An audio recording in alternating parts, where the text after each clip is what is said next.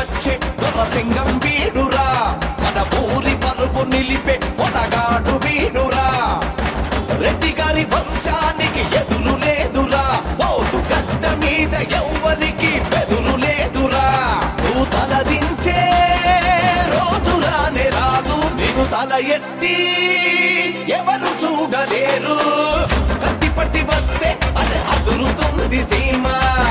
మెత్తనైన ఎదలో మన మీద